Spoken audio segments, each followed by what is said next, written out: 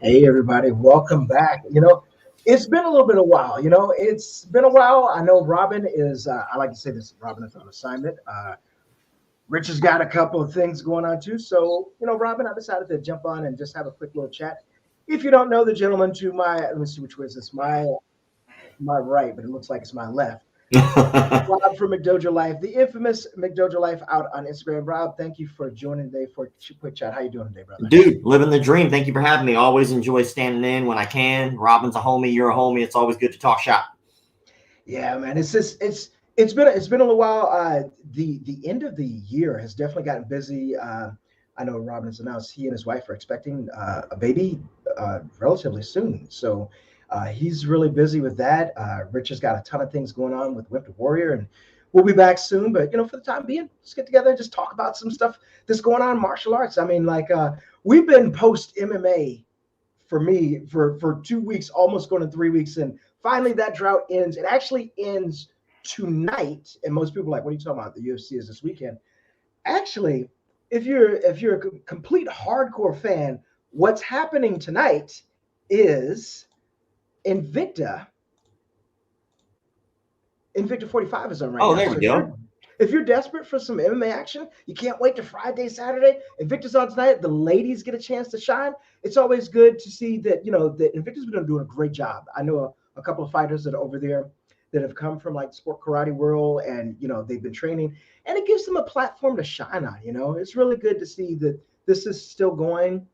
Of course, you've had some familiar names come out there: Michelle Waterson, Angela Hill. All these are former fighters from Invicta that have made it to different leagues. But it's good to see that. For sure, man. Like when you look at Invicta, you can kind of see it as like a stepping stone for female fighters to, use Invicta. And I'm not saying that Invicta in any way is less competition because these are all very hungry fighters that are coming up. But when and you Mhm. see people and the caliber of people who leave Invicta and go to ONE FC and go to Bellator and go to UFC, we're talking about straight up killers, man. And so Invicta is a great way if you're trying to see the real up and comers that you're going to see in those bigger promotions.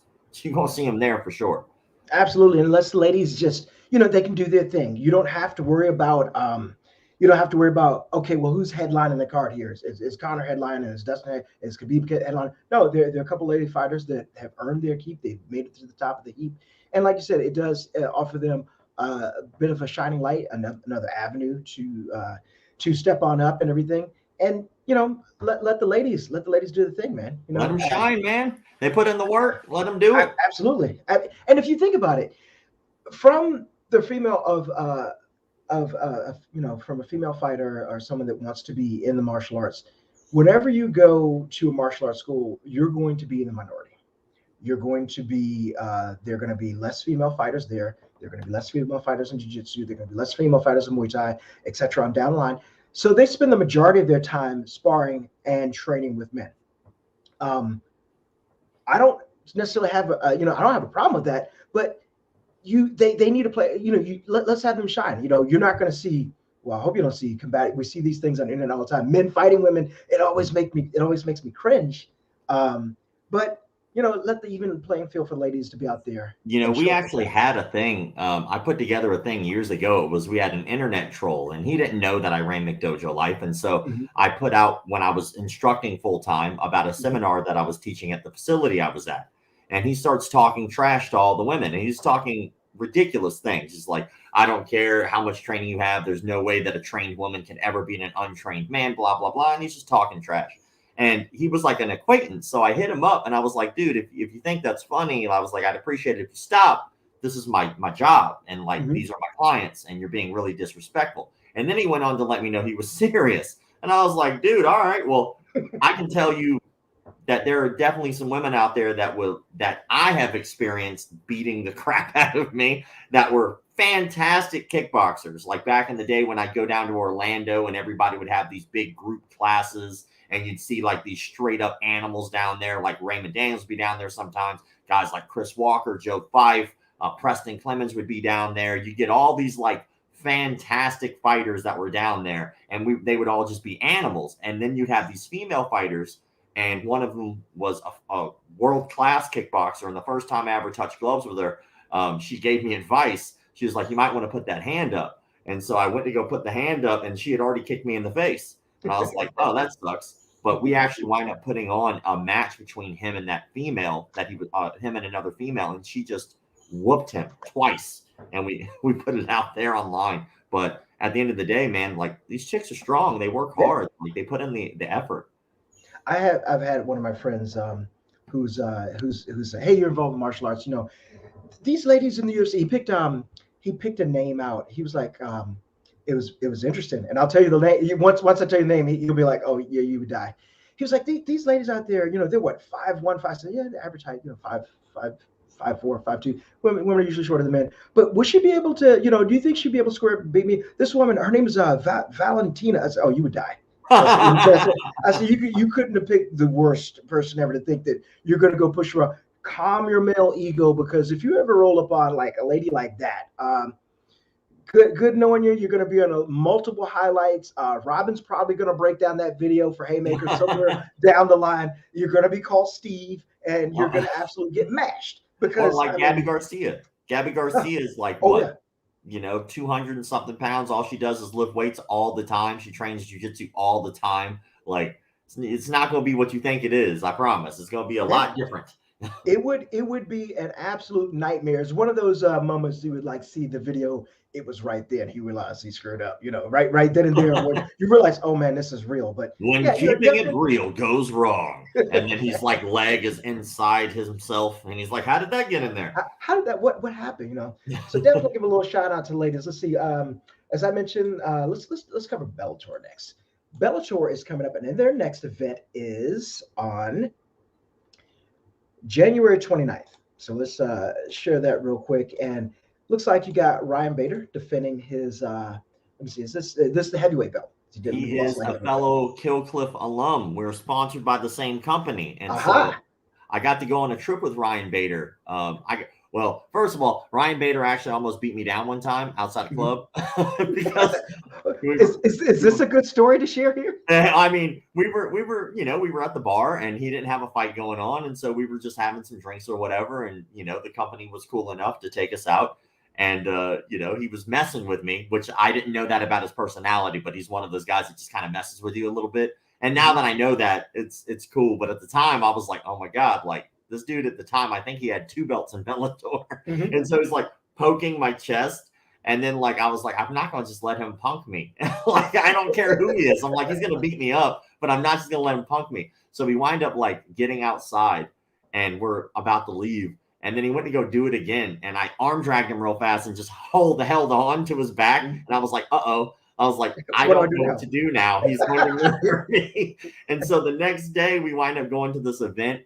And everything was cool because we were just dicking around. But when we wound up going to this event, somebody was taking photos, and I was like, "Yo, can I get a picture with you?" He's like, "Yeah, sure." And I thought, like, "Oh, cool, we're cool." And then, like mid photo, he literally picks me up, and I was like, "Ah!" And then, but I still had that photo, and the terror on my face is real. It's real. It's as real as it gets. And absolutely, I can't imagine an absolute machine like that. Just you know, this dude is a fantastic wrestler. He's just going to pick you up, and you're just thinking that I have made a terrible mistake at this point. And, you know, that's that.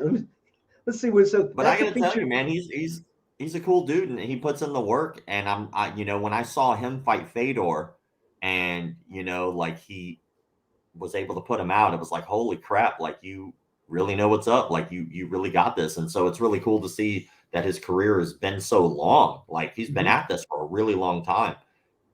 Well, one of the things that was interesting, well, I always find interesting, is you see the guys that are extremely good wrestlers, and all of a sudden they're allowed to punch. You know, they're allowed to smash with these hammers that they have called fists that they could not do while wrestling. And a lot of them realize that, man, you know, you've got a ton of strength built up here. And when they start letting loose, you know, on guys, they can put people to sleep night really quick, you know, just because they haven't been able to do that all throughout their collegiate and sometimes, you know, Olympic careers. You can't punch. And now you're giving someone a green light and you're adding a couple weapons into it. You know, good luck. Yeah, for sure. So, and, you know, I'm looking at this weight difference here. It's like 265 and 233. Like they're not little dudes by any means, but man, that's a hell of a gap. You know, I'm also looking at that. Bader's a taller dude. I'm going to imagine that he probably has the reach here as well. So that's going to be a factor. And he has the experience. So, this up and coming dude, it looks like at 11-1, that's a big step for an 11-1 guy. So kudos to him for making it to the big leagues and being able to fight for that belt. You got your work cut out for you.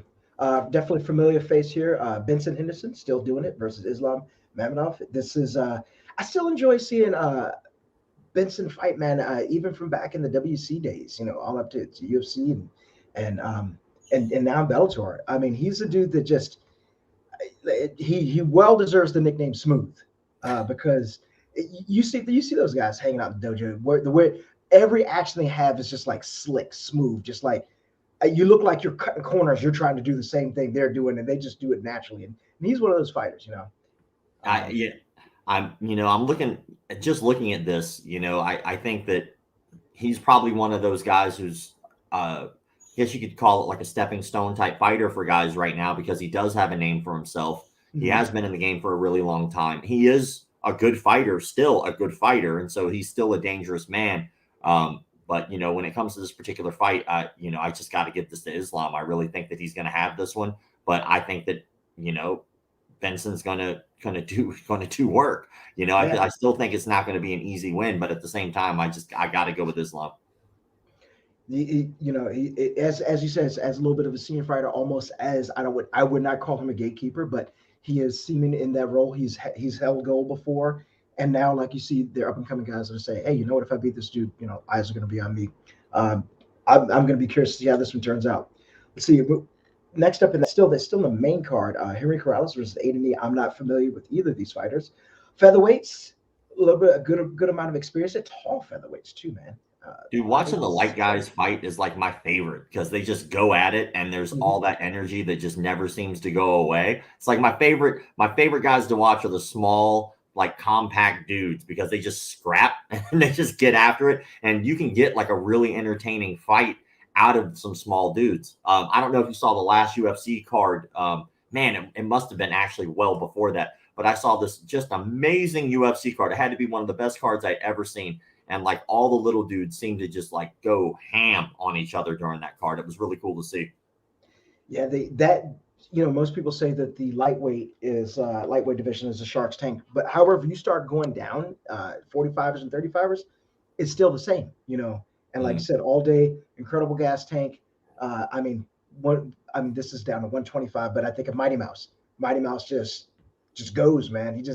He takes the fight wherever it is, and rolls with it, and action all the time. And he has one of my favorite submissions of all time. That belly to back suplex to the armbar is just beautiful. You have to look at that in slow motion to really appreciate the technique that he used, and you have to wonder. One of the things I know that he's an avid video game player, and you could almost see someone like, all right, I'm setting him up for this. First of all, I'm going to lift him up, and as he's coming down, I'm going to catch him in the armbar. And you wonder, like, did you even think all of that out, or did it just happen instantly in the moment? I saw a clip. It was like yesterday or the day before of him like recreating that, and so I think this is something that he's really put in he like really puts in the work, like to say, I really want to get that pulled off one day, right. And he's just drilling the shit he's just drilling it over and over and over again. I watch my mouth, but like guys like that are really methodical, man. Like he does play video games, and I kind of like the fact that guys like him, guys like Izzy, embrace their nerd, but when you get on the mat, like they're terrifying. Yes, and it's an interesting fusion. Now, when you think about martial arts in itself, a lot of people that would start martial arts may have been bullied, or may have been in nerd culture / geek culture, whatever. So you would have a lot of people. Wonder Boy is a complete anime nut. He's whenever we talk to him, he's like, have you watched this anime? Have you watched this? Have you watched this? And most people, if you just start a conversation like that, they're gonna be like, if they're not into it, like, what? I don't understand. And then you're like, oh, by the way, the guy that's talking is, he'll kick your head in the stratosphere. Oh, well, I guess it's cool then, But everyone, it is interesting because a lot of people that are out there, they're avid gamers. I know I see Robert Whitaker playing Call of Duty all the time, and other games on the PlayStation. I've seen Megan Anderson. She's an avid Call of Duty player, where she plays and streams all the time. Yeah, So man. Even it's out there in the culture. Angie Hill. Angie Yes. Hill's gaming all the time too, or she was for a while, and now she might be busy because I know she's deep into the UFC, like commentaries and behind the scenes stuff. She's putting in work now, but and fighting, which is super impressive. Speaking of, today's her birthday, so shout out to Angela Hill. Yeah, man, happy birthday. PG County, Maryland. Something that we share in common that I had a chance to meet her. She's absolutely a sweetheart individual. And you know what? You talk about someone that's always ready, like, hey, you want to fight next week? Boom, she's in. She's gonna show up. Speaking of, let's turn this to a little bit of meme action. One of the things that was great on McDojo Live today is that you got a shout out about Michael Bisping doing his podcast. Yeah, man. I've been pretty fortunate with stuff like that. Like, it's really cool that first of all, it's cool to get recognition for whatever you do from your peers, no matter who they are, no matter what their status. But at the end of the day, when you get it from guys with I guess you could say a bigger following, or you get guys who are more respected, who have been there, done that. Bisping was awesome to give me that shout out. That was really cool of him. And that's not the first time he's done it. Segura and Rogan, it's just really surreal and weird. It's super weird. Now, do you usually, when this happens, and I remember the clip from Rogan's show when he mentioned your channel, do you get that? Is that somebody calling you like, yo, hey, they mentioned your name, you got to check this out? Or were you, I can only imagine if you were watching at that time, if you saw it, are you getting like someone's telling you and you're like, hey, you got to go check this out? Usually. How are you notified of that? Usually, like I remember the very first time it ever happened, which I guess it's like a life-changing moment, which is why I remember it, is I was painting the dojo because we were getting ready for summer camp during that time at the facility that I was working at. And I was the camp director. So I'm getting everything ready for the summer camp. And we had right next door rented the space so that way we could have extra space for summer camp. So it would be separate from the actual studio. And so I'm painting this thing, getting it all ready to go. And then my phone starts vibrating. And I was like, I thought something was wrong with it because it just wouldn't stop. And so I just shut it off and I put it back in my pocket. And then so, day moves on, and then I go back over to the academy, and then somebody went to go pick up one of their kids after the kids class. And they were like, dude, congratulations. And I was like, for what? I don't know what you're talking about. They were like, dude, Rogan talked about you for 15 minutes on the show. I was like, really? And then I turned my phone on. And if you ever turn on an iPhone with the notifications, they just started scrolling. And I was like, what the hell? And then next thing you know, that was a huge boost to allow me to be able to do this for a living now. So I'm nothing but grateful for stuff like that. It means so much. It's really cool. It is one of those eureka moments and everything that you can kind of point right there where things start to, to accelerate from there. That's an amazing story. I think that's actually on, I think it's on your YouTube page. Maybe. I know it's something I've talked about before. And anytime people ask me about stuff like that, I always try to mention it because, I'm very grateful for that. And it really did change my life in a very weird direction, but a very cool one. Well, I know the other day I tuned in, you had I think it was Monday. You had one of your live streams going and you were threatened. You were threatened in the afternoon. And it kind of stems from, I'm going to put this up. Now, this guy's become a meme as late in the MMA community. And it's interesting because he's now getting parodied by UFC or MMA fighters that are talking about some of the things that he's doing. He seems to have kind of accepted that he is a meme. And, go over there, but you've had some interactions with them. Oh, yeah, for sure. I've been calling this guy out for a very long time. Obviously, my job in the industry, if anyone doesn't know, is I call out fakes, frauds, phonies, con men, and pedophiles in the martial arts industry.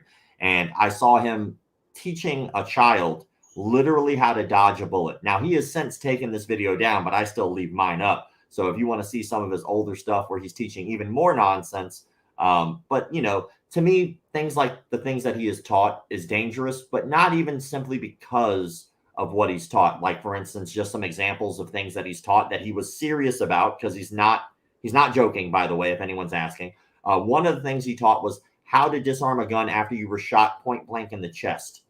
Do you know what's going to happen after you get shot point blank in the chest? You're going to die. I'm sorry, it's over for you, right? So he taught that. He taught, taking a gun out of battery by just pressing the slide forward, which naturally, anytime you reach for something in someone's hand, they're going to automatically pull away, causing you to get shot. Literally teaching people how to dodge bullets, which is something he still shows people. He showed that to Snoop Dogg literally yesterday or today. And then Snoop Dogg was so impressed. I was in my head, I'm like, you're impressed because he literally told you how to react. He said, when I move, pull the trigger, which is not how you would normally react. Normally, if I have a gun on you and you move, I'm going to point it at you. And so, I've been calling this guy out for a while. And at the end of the day, the dangerous part isn't necessarily, again, the techniques. It's the narcissism. When you have the world's attention like he does right now, and you have some of the best people in the world, we're talking Navy SEALs, Special Forces operators, tactical firearms instructors. Oh, well, sweet. I'm glad Michael's enjoying it. But you have some of the pro fighters, all have called this man out. Uriah Hall was on my show and challenged him as well. But all these great people in the self-defense, martial arts, and tactical firearms industry have all called him out. Some of the best in the world have. And rather than doing the right thing as an instructor, which would be going, you know what? Maybe these guys who have clearly been doing this longer than me, who are specialists in their arts, maybe I could be wrong. Why don't you guys come in, teach a seminar, let's make content together, and then I can learn something. But rather than doing that, he blocks all comments on his Instagram page, which lets you know something right off the bat. He deletes anyone and blocks anyone's comments, or he blocks anyone who speaks out against them and deletes most negative comments.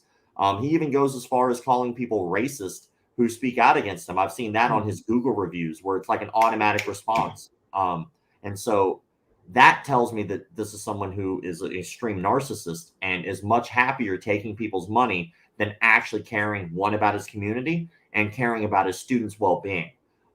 Because with that much attention, why not give your students the best education they could have? I agree with you. Definitely shout out to you, Michael. What we normally, we Rob and I are filling in for Robin and Richard. We normally have a nice little martial arts conversation, but of course, Rob from McDojo Life, world famous and continue to be famous. Soon to have a nice documentary out. We're just having a nice conversation about the martial arts in the beginning, but I agree with you completely. It's, the idea, and I saw the video with the young little girl where he was telling her to move her head and everything. It's just, and it's funny that a lot of the parody videos go into talking about people there. They even show them thinking that like, I'm going to do this move, even playing in their head, and they go do the move and poof, they're in clouds and sorry. And that's him leaning into the parody. Like somebody just wrote, they said initially that they thought that Detroit guy was doing a Master Ken, which is the danger here, is because right now people are thinking that, okay, well, since he's leaning into the parody and since he's leaning into the fact that he's incompetent, that they think that he's just joking, because who would ever teach you how to disarm a gun after getting shot in the chest? But this is literally the same guy who hasn't paid his taxes in his previous building since 2017. This is also the same guy who isn't Detroit survival training. His facilities in Ferndale. It's Ferndale survival training, but Detroit just sounds so much better because Detroit sounds a little bit better than Ferndale. Yeah, exactly, right? And so when you're really thinking about like the way that he presents himself, he really does control the narrative. And at the end of the day, I'm not going to sit here and use the entire show to just bash him, but I would say anybody who's watching this right now, I did do a breakdown video about him. And if you don't want to watch my breakdown video, by all means, there are plenty of other people who have done the exact same thing. But you can go to our YouTube channel and just check it out. It's called McDojo Breakdown, Dusty Threat Management. And you can check out all of the issues that I have had up to that point with Dale. And now I have more issues with Dale, especially since there was a gentleman, and this will be my last thing about him, but there was a gentleman, his name is Kenji. And Kenji went to Dale Brown's facility with the intent of debunking Dale Brown's stuff. And so when he went to Dale Brown's facility, he actually did a firearm disarm with Dale Brown. Dale Brown handed him the firearm. He has a firearm. Dale Brown went for the disarm and he got shot. And so Dale Brown went to go do it again. And that time he tried to make it a surprise party for the disarm and tried to rush him in a surprise mid-talk and still got shot. So the response that Dale Brown had to that was very telling. And I would pray no other martial arts instructor out there would let their ego get this bad. But after that, Dale Brown was very irritated. And so what he did was he called up somebody in front of the class to help demonstrate a technique.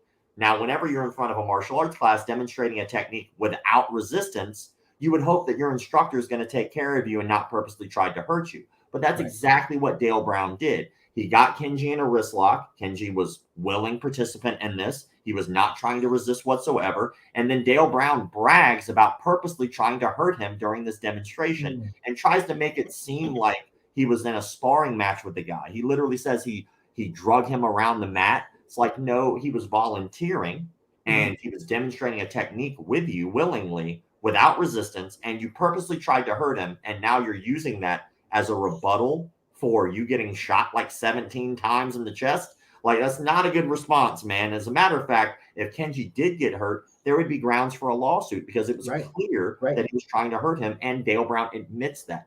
If Dale Brown really wants it, he can get it anytime. I offered to pay for his flight. I offered to pay for his food. I offered to pay for his hotel, and I offered for him to meet us at a neutral facility outside of his facility where he can control the narrative, and he blocked me. Tom DeBlas offered him $50,000 for him to just spar one of his female students. He blocked him, doesn't respond. And so at the end of the day, you know what? It is what it is. He's going to be the troll he wants to be or whatever, but make no mistake, he's not joking. Man, well, here's an interesting question. And we'll see if, as I mentioned before, you've got the potential documentary coming up. Let's say, for example, you're blessed to do a second one, Yeah. Do you think in any space in this universe, you would actually be able to get him in for an interview or a demonstration? I highly doubt it. And I think that this is a part of him controlling the narrative is because there are people who are way more famous than me, who are way more skilled than me, who have already called him out. And of course, the response is always the same. Tim Kennedy did the same thing, got blocked. Tom DeBlas did it, got blocked, and so he wants to control that narrative. And so the main issue isn't really people who train. People who train already are aware that this guy is full of it. The problem is that the people who don't train, the people who are looking to get into see this. Yes. And so in that area, if somebody was looking for that particular line of self-defense, you're not going to find this facility in Detroit. I'm just letting you know that right now. You're going to go to a much nicer part of town called Ferndale. It's about 17 minutes roughly away from the heart of Detroit. And you'll go in there, and he's got this beautiful facility, and he's got all these great airsoft pistols. One thing that they do not do at that facility, just so you're aware, is they do not spar, and they do not pressure test their techniques, which is extremely important when you're trying to know if something actually works. And so it's one of those things where if he ever wants to do an interview, I'm down. If he ever wants to meet, I'm more than down. And if he ever wants to pressure test, I tried to pay for it, and he blocked me instead. So I can only do what I can do, I guess. Yeah, that's all you can do. And just mentioned the other day when I was checking your it was an afternoon chat, which I found it interesting because usually if I don't catch you in the morning, we usually do it. And I saw that you're live in the afternoon. So someone threatened you; they wanted to fight you. This happens all the time in your line of work. Dude, it's like I'm wearing the headband. I don't know if you ever watch Afro Samurai, but like that #1 headband, anime dude too. But like, it's a very strange thing because I try to be as approachable as I can be. I gave myself very specific rules when I started my job, which was I would answer every direct message I ever got. I go on every show I was ever asked to do, which I still do to this day. And then I said that I would make sure that I was responsive and interactive with my audience. And so I go live every Monday, Wednesday, and Friday on Instagram, and I let anyone join in a conversation like we're having now. I don't care who they are. I let anybody do it, especially people who I've called out. Like, please, by all means, give me content because there's a reason I haven't been sued. Because I do my research and I'm not going to get hit with slander or libel because everything that I say on my YouTube channel about these people is true, as crazy as they sound. But, that particular guy was mad that this is I guess you could say a cult of personality.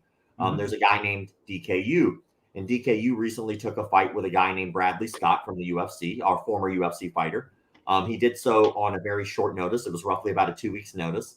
And he still has yet to pay Bradley, by the way.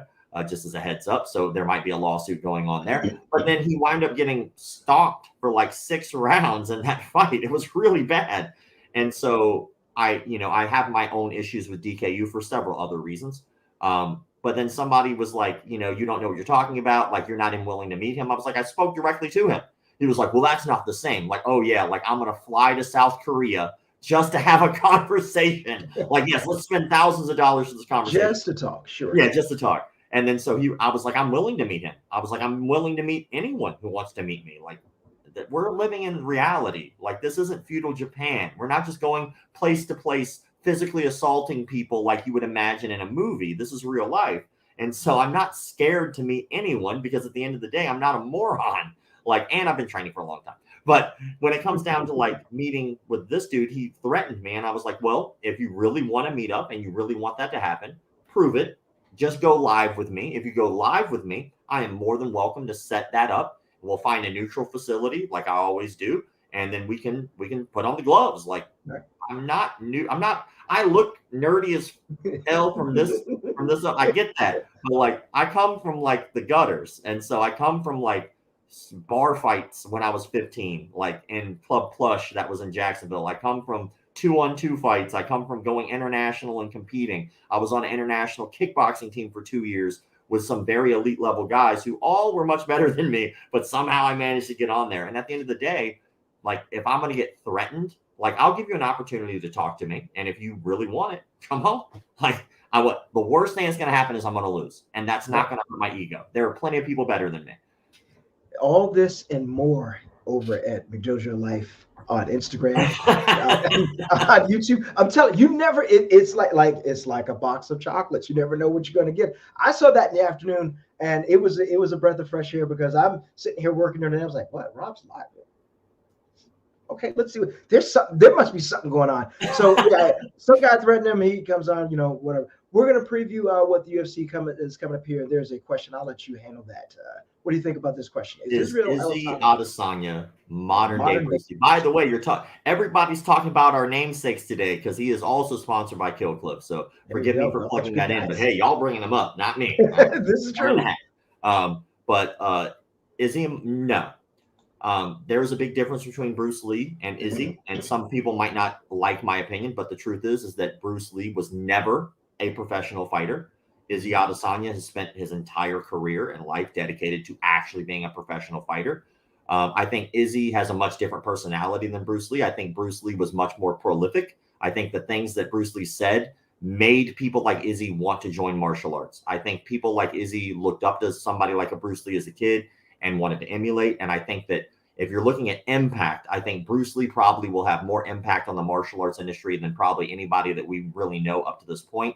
Do I think Izzy has the same presence as Bruce? No. But do I think that Izzy has his own presence? You're damn right. And the difference mainly is that Bruce Lee was a philosopher. He was a studier of martial arts, which is the same as Izzy. But at the same time, he was an actor by trade.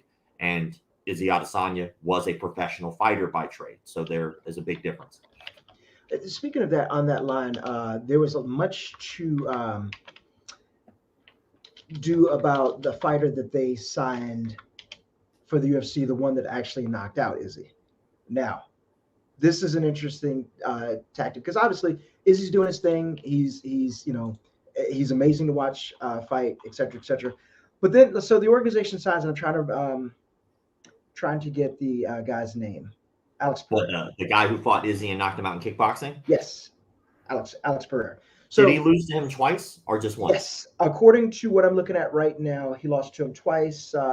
Second was a KO with the left hook. The first fight was a unanimous decision.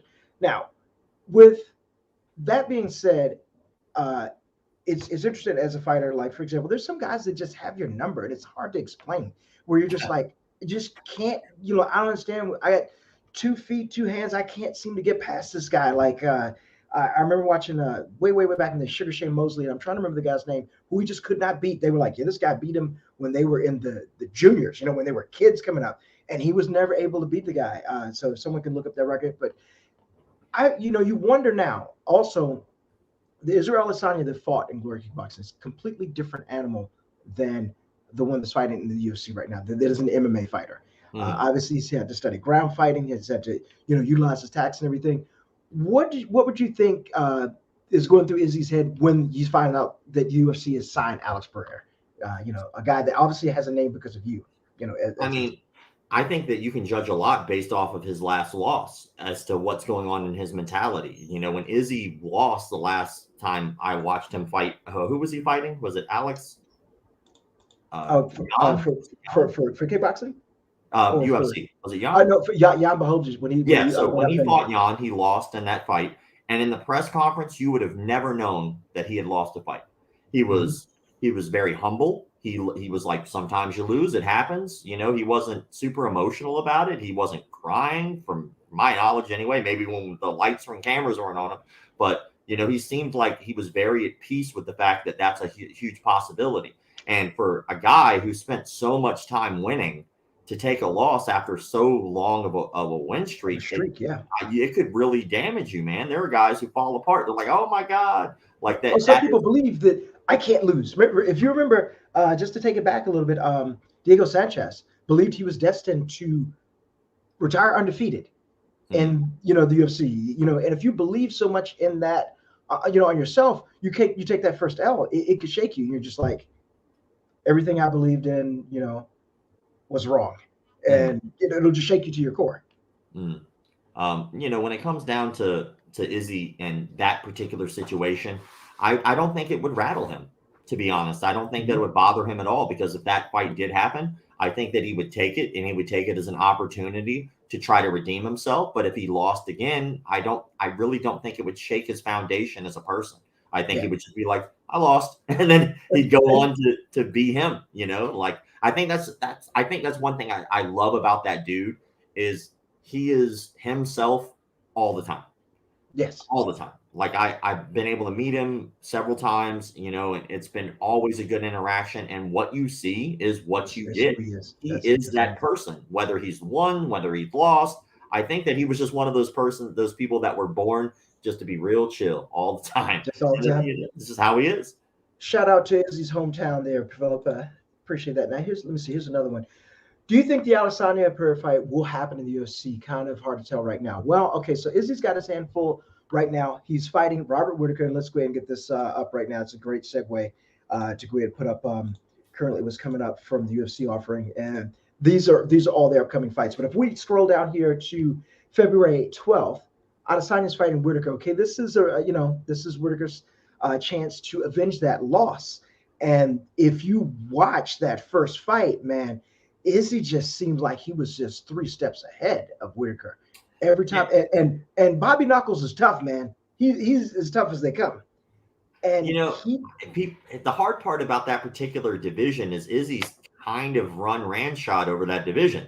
Like who else is there? So I think that, talking about would that fight happen, I mean, there's a solid possibility that Dana White would be like, if he beats Whitaker, then, let's see what he does. And then let's see if we can make that fight happen, specifically because that's an easy fight to build up for money. Like if you're a promoter, you're thinking, how do we get butts in the seats? And that would get butts in the seats.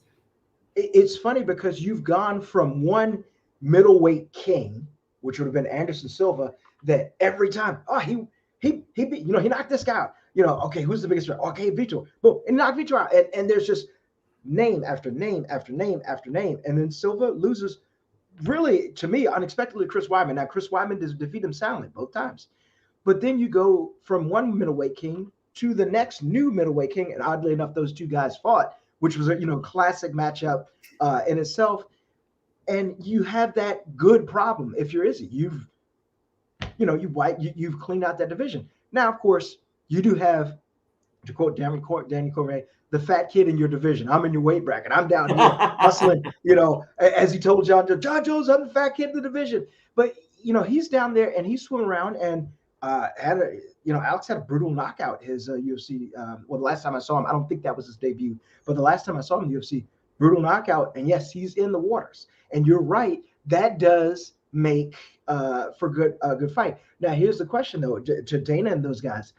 I look at it like this. When Ronda Rousey was running roughshod on her division, whether, whatever your opinion on Ronda or not, But then there was Holly. Holly was coming up, a former professional boxer, and I was like, yeah, she just entered MMA. She's got 2 or 3, not the experience that Ron had, and all of a sudden, bam, let's go ahead and put these 2 competitors together. In my opinion, it was like opening your Christmas presents on Thanksgiving. They did it a little bit early, but look what we got out of it. So does Dana do that, knowing that yes, this next big story will be for Alex and Izzy? This is something that's happened quite a few times over the years, and it's no secret that Dana White over the years has found guys. He's like, you're going to be a superstar, and we're going to make it happen right now. And it's happened too fast, too soon in their careers, and they got put in positions that he shouldn't have been put in. Obviously he does this for a living. He knows what he's doing as a promoter. Obviously he's, the man when it comes to that kind of stuff. But, it really has done a number on some people's careers. Like if you look at somebody like Sage Northcutt, for instance, right? Sage Northcutt, I think he was pushed too hard, too soon, too fast into fights he was not prepared for, because he could have been that superstar status because he was an attractive dude. He was in shape and people liked his personality because of how nice he was. It also happened with, I forget her name right now, and I do not know why it's escaping me. She's now in bare knuckle. Wait a second. I know you're talking about, and now I forgot her name. Okay, hold on. Very attractive. Yes. On Dancing with the Stars. This is terrible. Anyway, it's happened before is the point. And so I would hope that what Dana White would do is allow him the opportunity to work his way up and get 3 fights under him at least before he tried to make that happen, instead of going, all right, I'm going to give you a fight. You're going to do well. And then let's go ahead and put you in there for the title. And people would be like, oh, he would never do that. That would never happen so soon. He already did that several times, especially when that was something, so much potential. I wish he would have built him up. Exactly. I agree, Michael, 100%. I do wish that would have been a slower pace and would have been allowed to simmer a little bit more. But at the end of the day, Sage is okay. And also, he was a Team Full Circle member back in the day, too. So shout out to him. An incredibly nice guy. Definitely would give Wonder Boy a competition for the nicest guy, which Wonder Boy currently has right now. From also knowing Sage, incredible martial artist, strong as a freaking bull, man. The guy's great kickboxer, that's strong. for sure. Great kickboxer, smart, nice, and another guy, like what you said with Izzy, the way you see him, the way yes sir, no sir, the way he talks, and the way he is 100%. Paige Van Zandt. Paige Van Zandt is who I was talking about. Could not call that for the life of me. Like my head and brain, just when it came to getting that name out, I just couldn't. I believe it's 2022. We hadn't done a show yet. We're 12 days into the year. Hadn't done a show. I blame it on that. So just knocking off cobwebs, man. I know. So this is a fight that I think is interesting. You got Giga versus Calvin Kattar. So a quick link for Calvin Kattar up there in the Northeast. A good friend of the show, good friend of mine, Ross Levine, who fought in Glory and is now fighting in Karate Combat, has been working with Calvin to get ready for Giga. And the thing that I like about Giga is he's got his kicks, man. He's an incredible, kicker, a dynamic kicker. And they see, they're not necessarily. I know he can do flashy stuff, but from what he's shown already in the UFC, I'm looking forward to more. But Calvin's as tough as they come. And of course, you brought in Ross because the styles are a little bit similar from Ross doing a lot of point stuff and a lot of kickboxing. That you need a guy like that in there, like Raymond Daniels was brought in to Gilbert Burns' camp to help him prepare for Wonder Boy.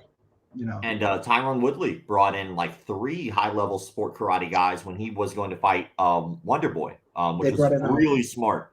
Avery Plowden was one of those. Richard Plowden's son, sure. and a couple other guys. Brought in these fantastic point fighters, which was something that's funny, is because I guess in the industry they call them casuals, would be like, karate's ridiculous, karate doesn't work. Meanwhile, when Wonder Boy was coming up, like his all the way up until the last few fights coming up, he was just smoking dudes with point style karate. You look at somebody like Michael Venom Page, smoking dudes with point style karate. Raymond Daniels, smoking dudes with point style karate. And then somebody along the line goes, wait a minute, maybe there's something to this. Let's bring in some guys to help me understand this better. And then they can start defending it. And so that's the beautiful thing about anything in MMA, is that there are these ebbs and flows. It's like, all right, everybody's doing wrestling. Wrestling is doing great. And then somebody shuts it down. And like, all right, well, we got to learn that thing that's shutting it down. all right, jiu-jitsu is coming back. All right, we got to learn, get up our jiu-jitsu game because we got to make sure that we can defend and we can attack doing jiu-jitsu. And then all of a sudden you get this like, all right, we're going to get some straight up brawlers coming back in. And then that just throwing those haymakers and seeing what sticks starts to become a thing again. And,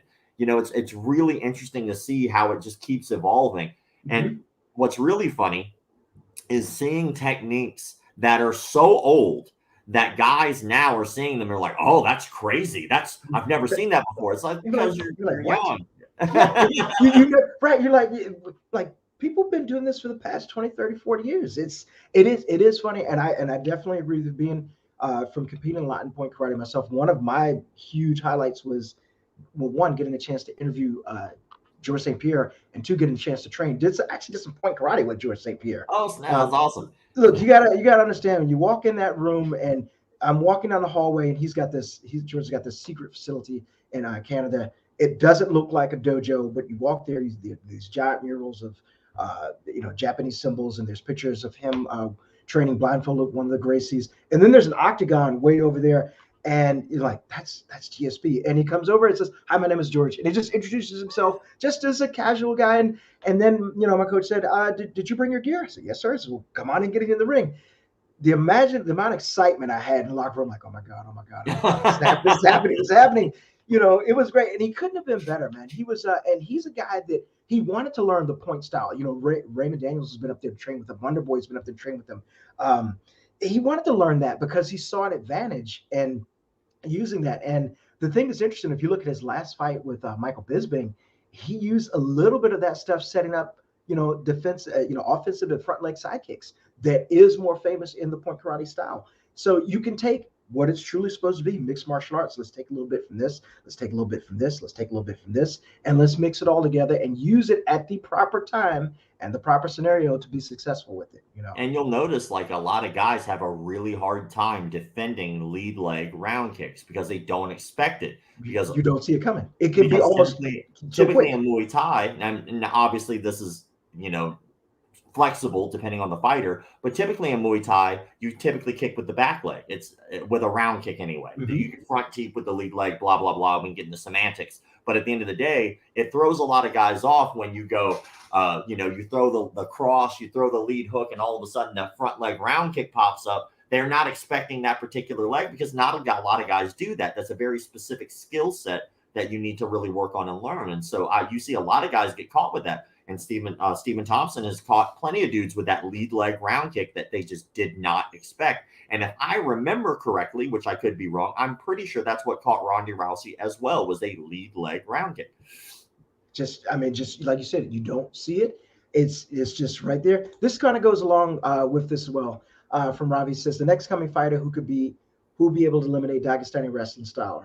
I believe it would be a Cuban fighter purely because the Dagestani style is just too dominant against American wrestling. And this is also going back to that circle, all of a sudden, this is now hot. You got guys like Khabib, you got guys like Islam, Makhachev, they're coming over, and they're doing this style of wrestling. Those guys they're grinders, this, that, and the other. And you're right, it's going to be something like that that'll be somewhat dominant until someone shoots a silver bullet in it. I was completely surprised that Chael Sonnen getting taken down Anderson Silva the first time they fought because he was such a strong wrestler against Brazilian Jiu-Jitsu. People have said that American wrestling was the silver bullet for Brazilian Jiu-Jitsu, but I think it's the application of it, and the situation that it's in. And you'll see, I think what you're going to wind up seeing is you're going to wind up seeing something that's really unique because styles blend a lot more now, than they used to.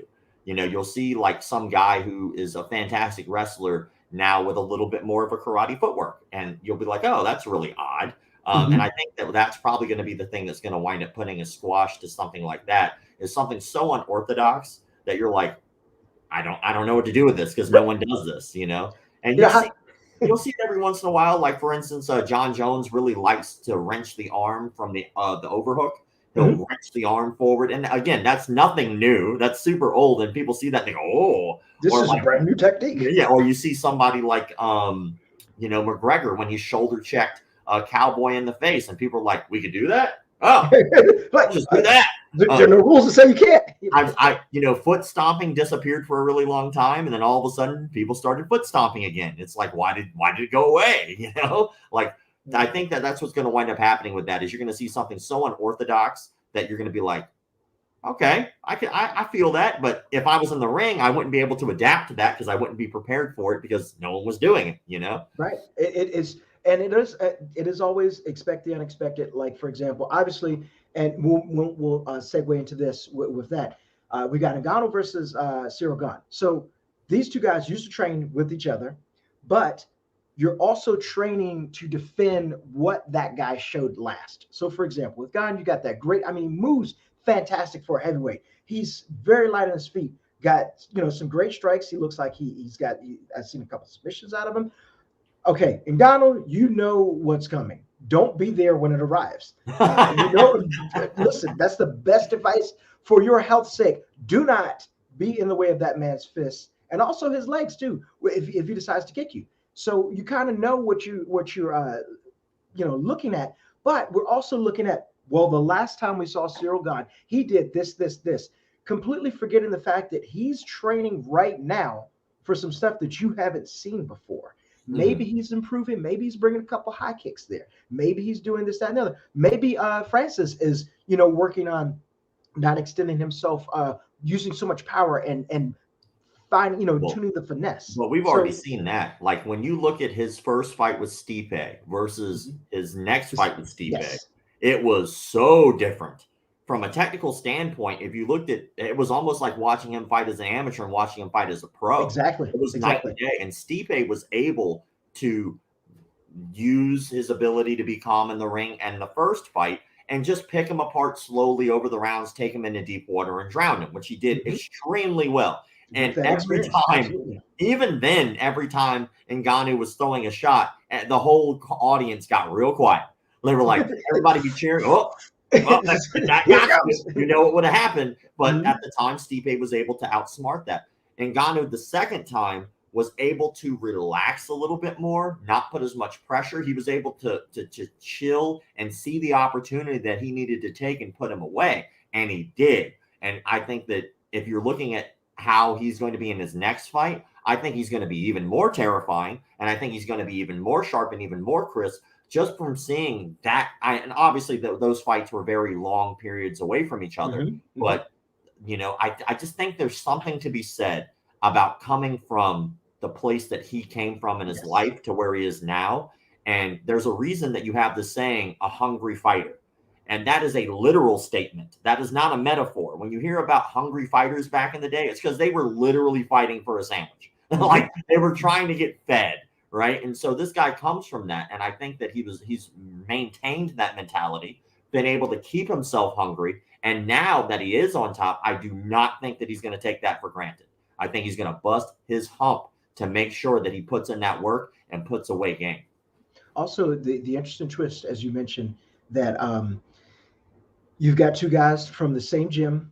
There was some sparring footage released not too long ago about like, hey, Cyril used to get the best of Ngannou back when they're playing. And there's always something there with someone that's in the same dojo or in the same gym that you're like, you kind of know between each other, like, hey, guess what? When we both go up on Friday night, when we kind of let it all hang out, I'm going to always best you. And one of those two fighters, well, actually both of them know that, okay, this is true. But when then you go out and you tell everybody, back in the dojo, I mopped the floor with this guy.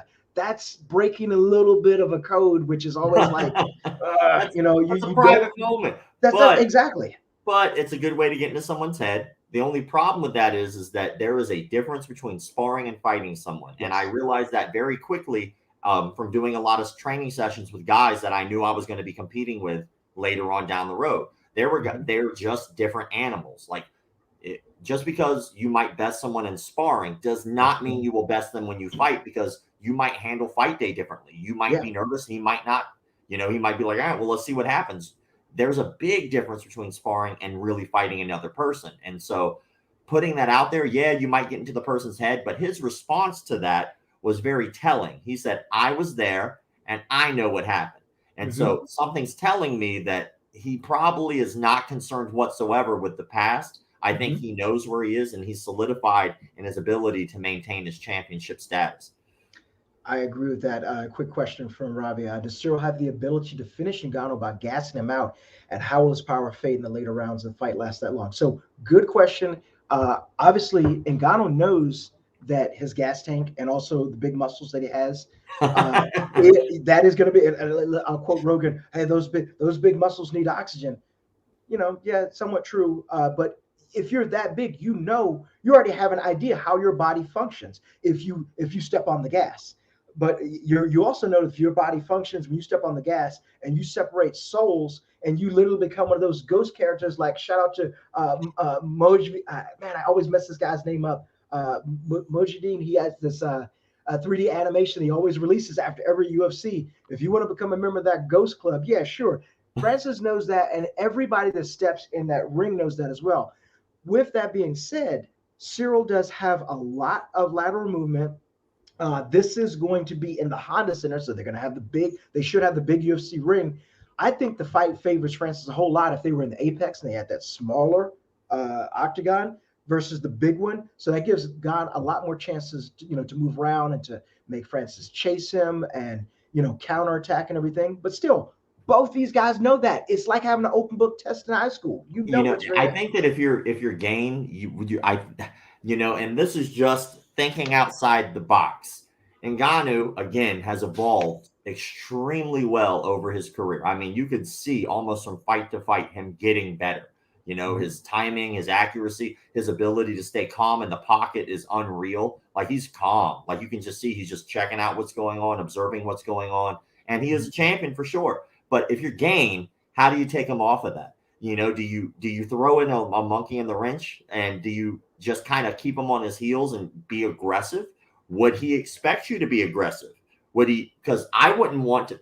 How it was put to me by a man named Calvin Thomas is one of my coaches back in the day, is that you are playing tennis with another human being.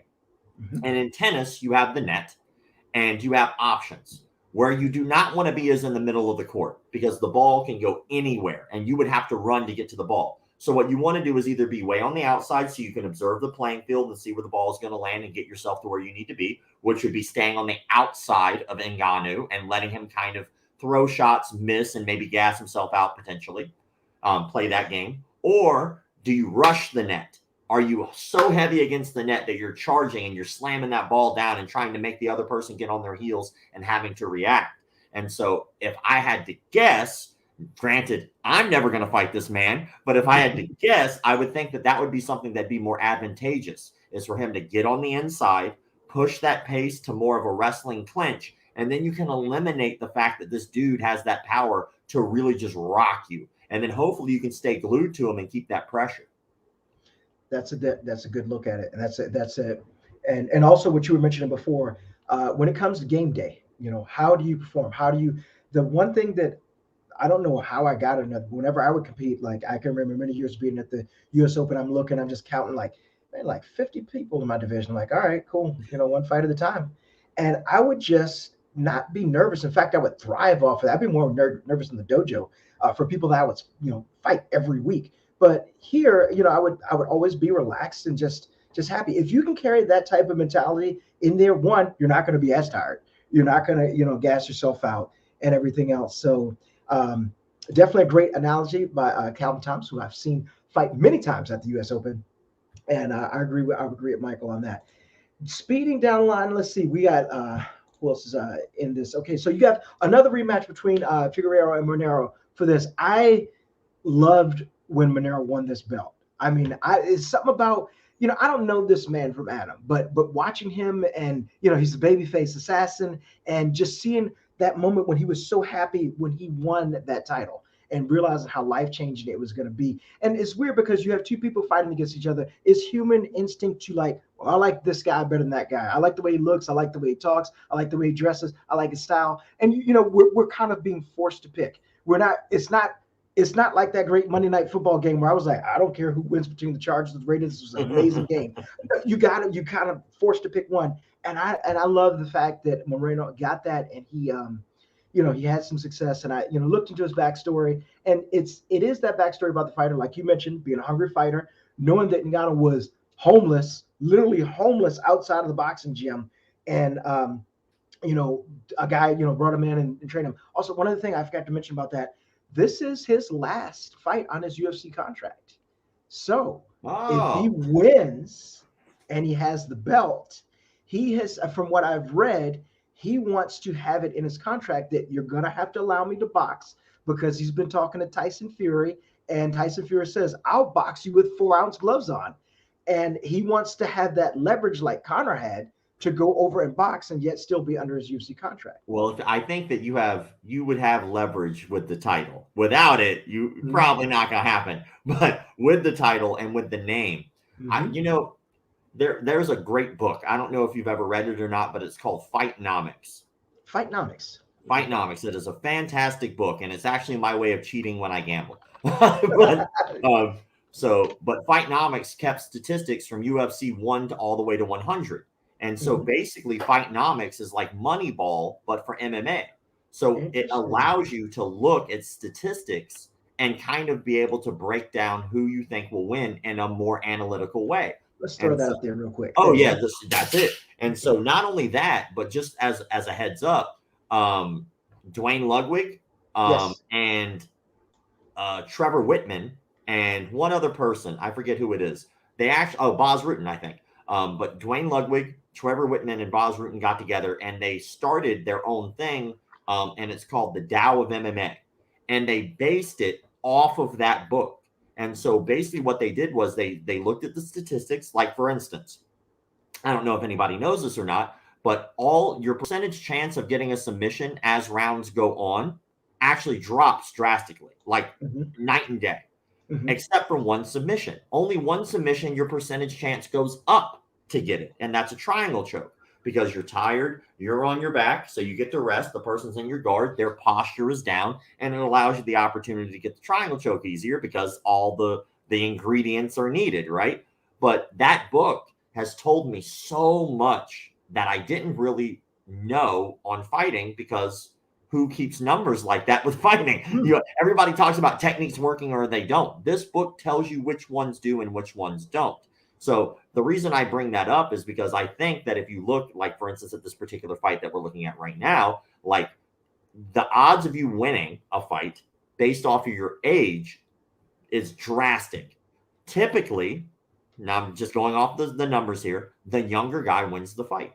And so whenever I look at fights like this, I go right to the stats. I need to see the stats, because those are going to tell me everything I need to know. And that's based off of a track record of these things. Again, this is based off of UFC 1 to 100.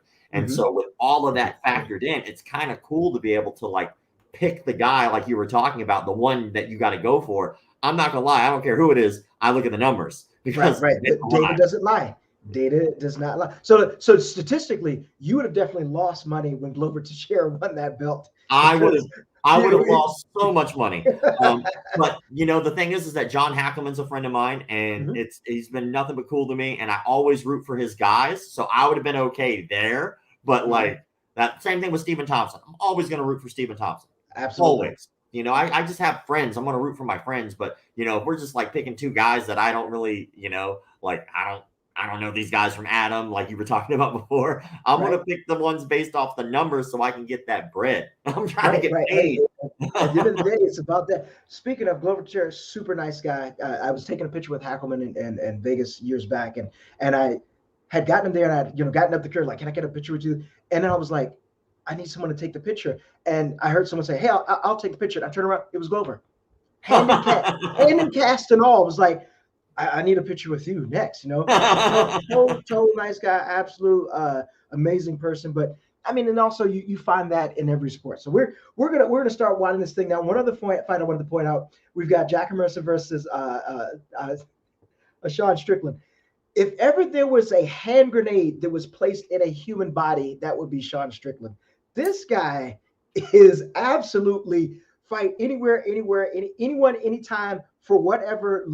Go follow this guy on whatever social media he's not been suspended on, and watch some of his training sessions. Well, he had a really interesting altercation with a very famous jiu-jitsu black belt a while back, where he was, I guess, according to the jiu-jitsu black belt, I'm not just going to toss out names like that, but Strickland's name's already up here, so I'll just leave it be. But I guess Strickland came into that particular gym, according to that black belt, was being fairly disrespectful because the black belt that he was talking trash about isn't as a bigger guy. He's just a naturally rounder guy. It's kind of like if you saw DC, you wouldn't just be like, oh, well, he obviously is a fighter. Like you would think he's like the dad from like Family Man, but when it comes down to it, he was, I guess the black belt took it the wrong way and thought that he was in danger because of the guy talking trash. And so he wound up doing that same arm wrench we were talking about that John Jones likes to do. And Strickland got upset and angry and I guess stormed out of the gym. Well, now just the hypocrisy is amazing to me. Now, just like only like a couple weeks ago, you can see video of Strickland like literally knocking out a sparring partner when you can hear people being like, whoa, whoa, whoa. And so like, at the end of the day, like Strickland's admitted that he's wanted to literally kill a person in the ring. Which, come on, like Tyson has admitted to wanting to do way worse to people, way worse crimes. But when it comes down to it, man, like I have a hard time rooting for him because of that persona. And maybe that's what he wants. Maybe he's trying to be that heel to get that attention, to get the butts in the seats, to get the money. And maybe he's a great guy. I don't know him personally, but I'm saying when we're talking about picking people, not based off of statistics, he's one of those people I just have a really hard time rooting for. I can understand that. It's I've seen that footage, that sparring footage, and it reminds me of the stories you hear about. I think it was AKA where every round is just like literally like a championship fight round, and you wonder why Kane was pulling out with an injury and this guy's injured, and like they're training like that. This hey, I gotta put this up. Prime Wonder War versus Israel. I'd love to see that. That would have been, this is your fantasy UFC 26 on PlayStation / Xbox. That's the only way you're going to get this fight. What's funny is when Stephen Thompson fought, who did he fight? Damn it. I don't know. Burns. When he fought Gilbert Burns, right? And also, Gilbert Burns is also sponsored by the same company as I am, and I've met him before, and he's a really nice dude. And I'm like, that dude's pretty awesome. And I'm looking at Stephen Thompson, like he's a homie. I had a hard time watching the fight. I had such a hard time watching the fight because those are people that you're like, oh man, I like both of these guys. I want to see them do well. That would be a fight I might not even be able to watch. Like I would just be like, oh man, these dudes are homies. Like I don't want this to happen, but like I kind of want to see how it would go down. Like that would be a great fight. Now I'll trump that though, and I would love to see Raymond Daniels versus Michael Venom Page. That now they fought many times. Yep. In point. Now, in fact, if you know who you're talking, all right, first of all, if you don't know who we're talking about, shame on you. Immediately assign yourself to do research on YouTube. As soon as this broadcast is over, Google Raymond Daniels and go down that rabbit hole. But he fought Page, I think it was at the Irish Open. And there was a little bit of a dance contest that broke out between 2 rounds. You could Google it, you could find it, but these 2 guys are just amazing athletes in terms of knowing their martial art, knowing their skills. And Ray himself, what I thought you were going to say is that I know he had recently suggested like, hey, if I ever get a chance to go to South Carolina, I'd love to come train with Wonderboy. They had that brief fight in the World Combat League, WCL, but it ended due to Wonderboy getting injured in the fight, which was declared a no contest, et cetera, et cetera. But, he's always said, I'd love to come train. I was like, you know what? South Carolina's not that far from me. If you guys make that happen, I will take off work and come down there just to watch. Just to watch that. I'm actually going up to South Carolina next week to go see Stephen Thompson and to go work with a couple other guys, IC Mike and Sensei Seth. So I'll be able to get some footage, and it'll be a good time to get up there and really just be a student because there's just so much wealth of knowledge up there. Stephen Thompson's dad has been at this forever, and so it'll be really cool to just be there and just soak that in. He's a former guest. He's got some stories. Ray is I could sit. He's got that draw where you just sit there. It's like you could just sit and listen to him tell stories of, oh, back in the day we did this, or telling him about this is how Stephen got the nickname Wonder Boy. He was this amount of years old, and we put him there against the adult, and the guy was like, after he knocked him out, where did you get that Wonder Boy? And the name stuck and everything. Just to hear that stuff. Ray Thompson is is that guy, and a great coach. I'm jealous. You got that coming up and everything. But hey, appreciate the hang. It's been about an hour. We'll be back soon. I know, like I said, Robin he's traveling here, there, everywhere. We're going to be back on a regular schedule soon. Rob, of course, thank you for always filling in, bringing the fun. Mick Dojo Life on Instagram and on Facebook too, and on YouTube. Follow him. Be very careful. I know that pretty soon we're going to have news about that documentary that's going to be coming out. And it's filmed, man. We're working on distribution, so I cannot wait for people to see it. Oh my God. If I could just talk about some of the stuff we were talking about before we went on, I got to hold it in. We got to hold it back. That's the first, but soon, very soon. Guys, follow us over at Sport Martial Arts. We will be in Chicago next week for the AKA Warrior Cup. Follow us at sportmartialarts.com and Sport Martial Arts on Facebook. We'll be bringing that to you live. We got a new partnership with Black Belt Magazine, Jungle TV, and Century. So got to do some live stuff. They'll have yours truly mispronouncing every name he can for anybody that's in the tournament. Once your name is mispronounced by me, that's how you know you made it. So thanks everybody for tuning in. Certainly appreciate it. We'll see you guys soon. Rob, we're going to hang just a minute after this. So thanks, guys. Catch you later on.